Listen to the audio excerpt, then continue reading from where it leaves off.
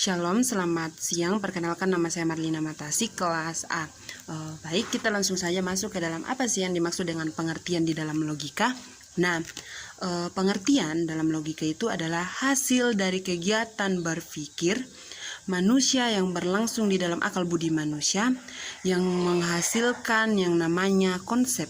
Setelah itu menghasilkan keputusan dan muncullah yang namanya penalaran atau argumen. Nah,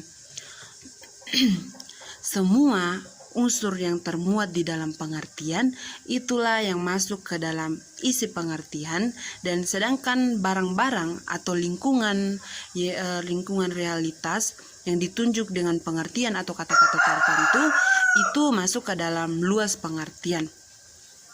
Poin yang kedua, kita akan membahas tentang trem. Nah, trem adalah kata atau beberapa kata yang memiliki satu pengertian yang membuat konsep atau ide itu menjadi nyata. Nah, dari segi luasnya, trem itu terbagi menjadi 3 jenis. Yang pertama, trem singular. Apa sih itu trem singular? Yaitu trem yang dengan tegas menunjukkan satu benda, satu individu, dan satu realita tertentu. Contohnya Pak Amir, itu kan masuk ke dalam satu individu.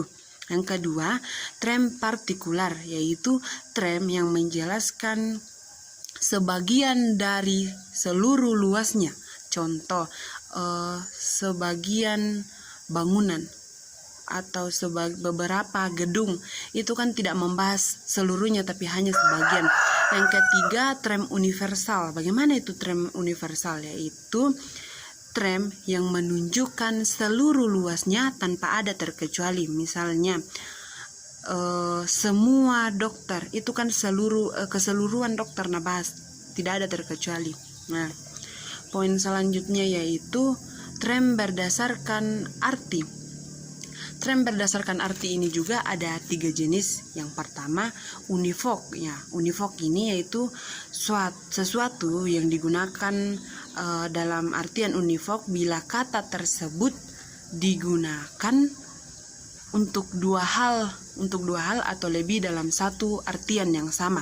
Maksudnya, contoh, buku pelajaran lebih mahal harganya daripada buku novel. Nah, ini menggunakan dua hal yang sama, dan artinya juga sama. Yang kedua, equivok. Apa itu equivok? Yaitu satu kata digunakan dalam artian tersebut dimaksudkan dua hal tetapi sama sekali berbeda atau berlainan. Katanya sama tetapi artinya yang berbeda. Contoh,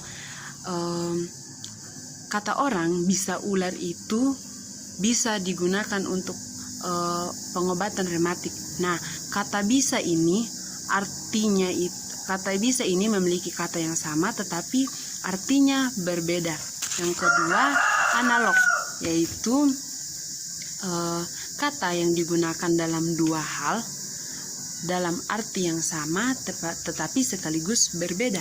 Kata yang digunakan dalam dua hal, arti yang sama tetapi sekaligus berbeda.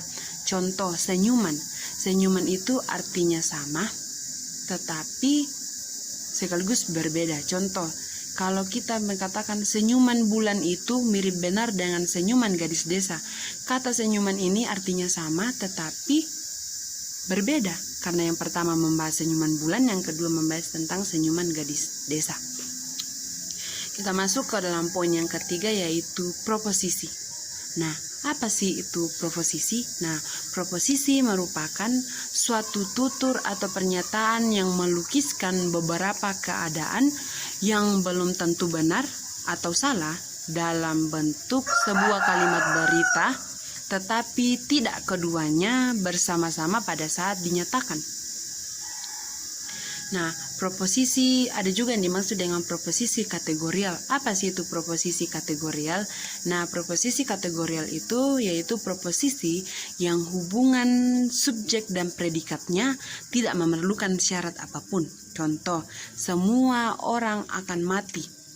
Semua makhluk hidup membutuhkan makanan. keempat yaitu pengertian definisi. Nah, definisi dipahami sebagai penentu batas, pengertian bagi sebuah istilah atau konsep secara singkat, tepat, jelas, dan lengkap. Yang kedua, tujuan. Apa sih tujuan membuat definisi? Nah, tujuannya yaitu memberikan batasan atau makna pada sebuah istilah sehingga menghasilkan kesepakatan untuk masyarakat secara global.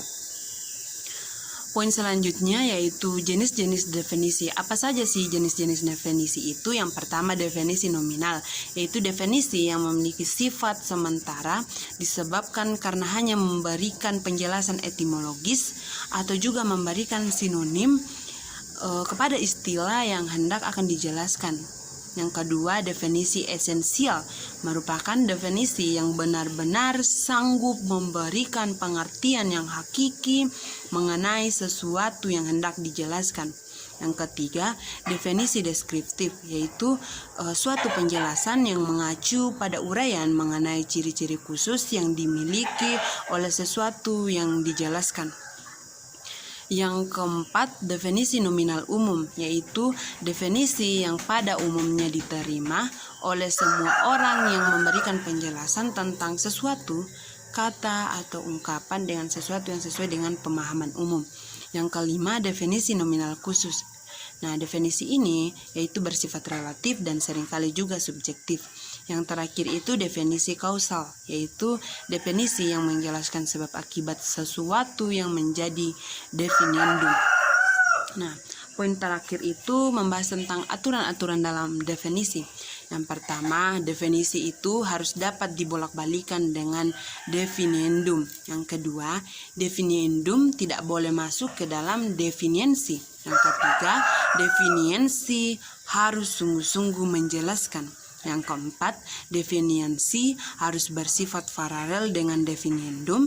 Yang terakhir itu definiensi tidak boleh berbentuk negatif sejauh masih dirumuskan secara afirmatif. Sekian penjelasan saya, kurang lebihnya tolong dimaafkan. Terima kasih.